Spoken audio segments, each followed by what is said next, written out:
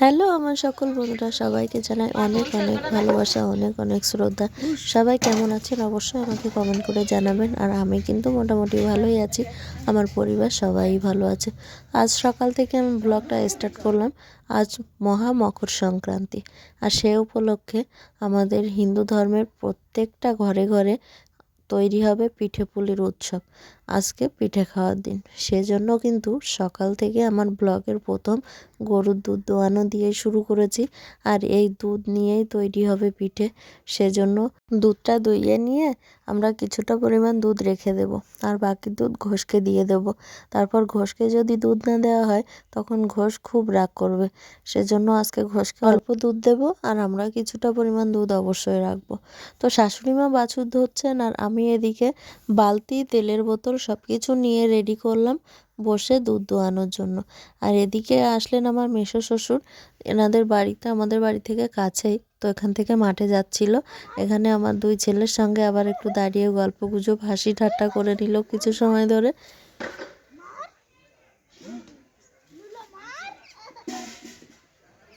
এরপর দেখাই সকালের পরিবেশটা।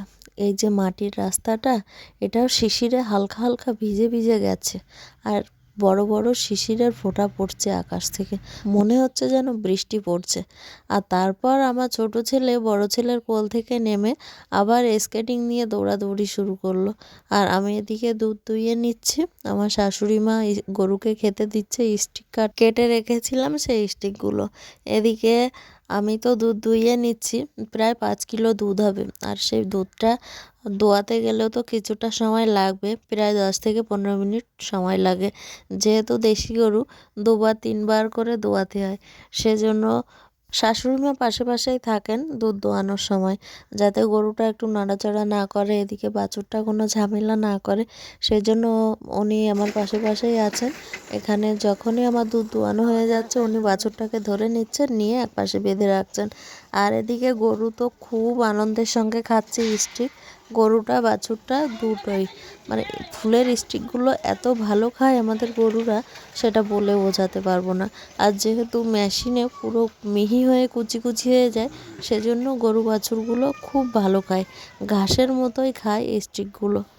আর বাড়িতে তো আজকে পিঠে পুলির উৎসব হবে, তো আজকে কি কি পিঠা হবে আমি এখন সঠিক বলতে পারবো না, কারণ শাশুড়িমা একটু অসুস্থ আছেন, আর যাও গেছে বাজারে, সেজন্য বাড়িতে কখন কি করতে পারবো বলতে পারছি না। পিঠে গড়া শুরু হবে কিন্তু বিকাল থেকে, কারণ এ বেলায় আমরা পিঠে গড়তে পারবো না, বিভিন্ন রকম কাজকর্ম আছে, সেজন্য সব কিছু গুছিয়ে নিয়ে তারপর বিকাল থেকে শুরু করব। আর যে স্টিকগুলো কাটা ছিল অবশিষ্ট, সেগুলো শাশুড়িমা গরুর মুখে দিয়ে দিল। আর আমার দুই ছেলে এদিকে খেলা করছে, যেহেতু আজকে মকর সংক্রান্তি, আজকে ছুটির দিন, স্কুল পড়া দুই জায়গায় ছুটি, সেজন্য আজকে বড় ছেলে ঘুম থেকে উঠে একটু খেলাধুলা করছে ছোট ছেলের সঙ্গে, কারণ ও কোনো সময় পায় না নিজের ভাইয়ের সঙ্গে খেলা করার, সব সময় স্কুল পড়ার মধ্যে দিয়ে ব্যস্ত থাকে। আর তারপরে যখন দুধ দোয়ানো হয়ে গেছে আমি বাছুরটাকে ছেড়ে দিচ্ছি, দিয়ে এবার আরও একবার দুধ দুইয়ে নেব। একবার দুইয়েছিলাম, এই যে প্রায় 2.5 কিলো 3 কিলো মতো দুধ হয়েছে।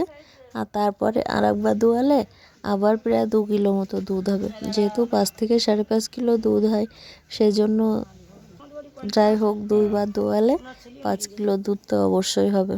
আর এদিকে আর একজন মাসিমা এসেছেন একটু দুধ নিতে, কারণ তার বাড়ির পাশে একটা দাদা মারা গেছেন, তার ছোট ছোট বাচ্চা আছে, তো তারা একটু মালসা করবেন, সেজন্য আমাদের বাড়ি থেকে একটু দুধ দেওয়া হয়, তো এর মধ্যে দিয়ে একটু দুধ দিয়েও দেওয়া হলো। তারপরে আসলো এক দেওর, তার সঙ্গে আবার দুই এক কথা আমি বললাম, দাঁড়িয়ে গল্প করে নিলাম আবার গায়ে ধোয়াতে ধোয়াতে। শীতের সকাল, এতটাই ঠান্ডা, কিন্তু সবাই সবার কাজে ব্যস্ত। একদিন যে বাড়িতে বসে কেউ আরাম করবে সে সময়টা কারণ নেই। এদিকে আমার কর্তামশাইও পুরো রেডি, এখন চলে যাবে বাজারে। সোয়েটার, মোজা, টুপি সব কিছু পরে একেবারে রেডি হয়ে বেরোচ্ছে, কারণ খুব ঠান্ডা। আর এদিকে শুরু হয়ে গেল গরুর জন্য বিচালি কাটা। আর তার মধ্যে আরও একটা জিনিস আমি মিস করে ফেললাম, সেটা হচ্ছে খেজুরের রস। এর আগেও একদিন আমি পুরো ভিডিওটাই করে দেখিয়েছিলাম, বাড়িতে খেজুরের রস নিয়ে আসা হয়েছিল। আর আজকেও 2 ভাঁড় রস নিয়ে আসা হয়েছে, কিন্তু আমি কারণবশত ভিডিওটা করতেই পারিনি, কারণ আমার ফোনে চার্জ ছিল না আর খুব একটা সময়ও আমি পাইনি, সেজন্য আর সেটা দেখাতে পারলাম না। বন্ধুরা, সারাদিনের কাজকর্ম সেরে এবার সন্ধ্যার সময় চলে এলাম আমরা পিঠে তৈরি করতে। তো এর আগে একদিন কাঁচি পোড়া পিঠে বানানো হয়ে গেছিলো, আজকে আমরা বানাচ্ছি তেলের পিঠে। পরিমাণ একটু বেশি বানাবো, সেজন্য আজকে একরকম পিঠেই আমরা তৈরি করব। আর যা তৈরি করছে আমি সাথে একটু সাহায্য করে দিচ্ছি। কড়াইতে দেওয়া হচ্ছে আর প্রায় 20 থেকে 25 সেকেন্ডের মধ্যে পিঠে উল্টে দিয়ে 38 সেকেন্ডের মধ্যে ভেজে নেওয়া হচ্ছে। বলেছি আমাদের রান্নাঘরটা খুব একটা ভালো না, চারিদিকে একটু ভাঙা ভাঙা মতো, তো তার মধ্যেই আমরা রান্না বান্না করি। এদিকে আজকে পিঠে তৈরি হচ্ছে, যে জ্বালানি দিয়ে সেটা হচ্ছে মশাল আমরা খুব একটা জাল দিই না, আমরা বিক্রি করি, তবে আজকে দরকার সেজন্য চালানো হচ্ছে। আর ওদিকে যে বড় ধামাটা দেখাচ্ছি ওর মধ্যে হাতা আছে, ওর মধ্যেই প্রায় গলা ধামা, মানে এক ধামার একটু কম কম গোলা বানানো হয়েছিল। আর এখানে ওখানে আত্মীয় স্বজন বাড়ি টুকটাক করে দেওয়া হলো। আর আপাতত এখন এই পিঠেগুলো আছে, আর পাড়া প্রতিবেশী যারা আসে সবাইকে টুকটাক করে দেওয়া হচ্ছে। আর এখনও ওই বড় পাত্রের মধ্যে গোলা আছে, তো বানানো হচ্ছে। এখন বাজে রাত 8:30। তো এখন সন্ধ্যা হয়েছে 5:30, 5টা থেকে আমাদের পিঠে তৈরির উৎসব শুরু হয়েছে। আর এখনও এই পর্যন্ত চলেই যাচ্ছে পিঠে বানানো। প্রত্যেকটা পিঠে ফুলে ফুলে উঠছে খুব সুন্দরভাবে, একেবারে গোল গোল হয়ে রসগোল্লার মতো ফুলে উঠছে।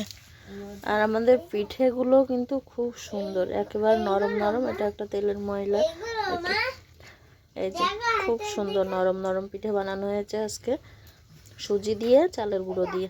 একেবারে পিওর চালের গুঁড়ো দিয়ে সুজি পিঠে তৈরি করলে কিন্তু একেবারে শক্ত শক্ত হয়। আর সেগুলো পিঠে যেহেতু বাসি পিঠে ভালো লাগে, তো আগামীকাল সকালে যখন পিঠে খাওয়া হবে তখন কিন্তু ভালো লাগবে না, তখন দাঁত দিয়ে টেনেই ছেঁড়া যাবে না। সেজন্য আমরা একটু সুজি মিক্সিং করে দিই যাতে পিঠেটা ভালো হয়। সবাই এক এক করে পিঠে খাওয়ার জন্য আসে রান্নাঘরে। তো আমি খেয়েছি, এই যে আমার জায়ের ছেলে ও এখন খেতে আসলো।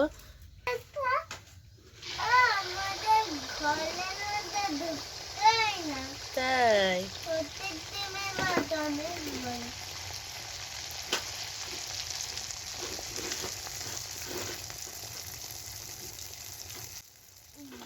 আচ্ছা বন্ধুরা, আমি সবাইকে বলছি যারা আমার ভিডিওটি দেখছো, একটা কমেন্ট করে আমাকে অবশ্যই জানাবে তোমাদের কার বাড়িতে কি কি পিঠে তৈরি হয়েছে।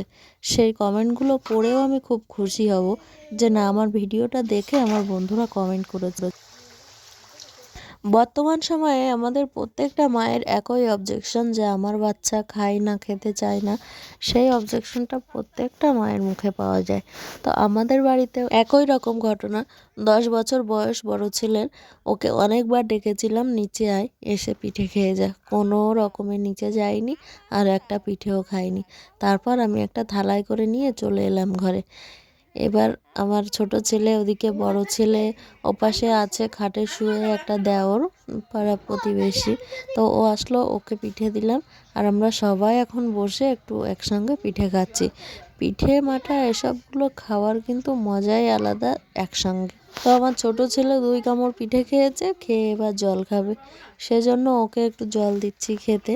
আমাদের বাড়ি থেকে আমার 2 মাসি শাশুড়ির বাড়ি আছে কাছে কাছে। একজন মাসি শাশুড়ির বাড়ি 1 মিনিটের রাস্তা, আর একজনের বাড়ি 3 থেকে 4 মিনিটের রাস্তা, খুব বেশি দূর না। তো আমাদের সবার নিমন্ত্রণ আছে মাসি শাশুড়িদের বাড়ি পিঠে খাওয়ার। সেজন্য আমরা আজকে চিন্তা ভাবনা করে দেখলাম আমরা বেশি রকম পিঠে আজকে বানাবো না, আমরা অল্প কিছু পিঠে বানাবো। যাই হোক, একরকম পিঠে বানাবো আর সেটা পরিমাণে বেশি করব সবাইকে দেওয়ার জন্য। সেজন্য আমরা তেলের পিঠেটাই বানাচ্ছি। আর এদিকে মোটামুটি সবাই খেলাম আর এরপরে অবশিষ্ট পিঠেগুলো রেখে দেব। যখন বাড়িতে পিঠে তৈরি হয় তখন খাওয়ার কোনো উৎসাহই থাকে না, হয়তো 1টা থেকে 2টো পিঠে খেয়ে সবার মুখের রুচিটাই নষ্ট হয়ে যায়। না, একটু ঝাল ঝাল হলে হয়তো ভালো খাওয়া যেত, তো তারপরে আবার করতে হয়, লঙ্কা চিবিয়ে খেতে হয়, এরকম অবস্থা হয়। কিন্তু পরদিন সকাল বা বিকাল সেই সময়টায় মনে হয় যদি পিঠে থাকতো তাহলে হয়তো 1 পিস খেতাম। সেই জন্য পিঠেগুলো রেখে দিচ্ছি আগামীকাল খাওয়ার জন্য। আর এবার যেতে হবে মাসি শাশুড়িদের বাড়িতে। তাদের বাড়িতেও কত রকম পিঠের ঘটা। তা এখন যাব খেতে। আর কোনো কথা না বাড়িয়ে ভিডিওটা শেষ করছি। সবাইকে ধন্যবাদ। সবাই অবশ্যই একটা কমেন্ট করবেন।